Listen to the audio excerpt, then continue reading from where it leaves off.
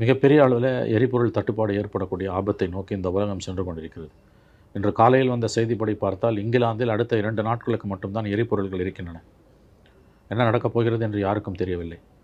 இன்றைக்கு சண்டை முடிவுக்கு வந்தால் கூட இயல்பு நிலை திரும்புவதற்கு சில ஆண்டுகள் ஆகும் என்று சொல்லுகிறார்கள். அந்த அளவுக்கு மிகப்பெரிய சேதாரம் ஏற்படுத்தப்பட்டிருக்கிறது.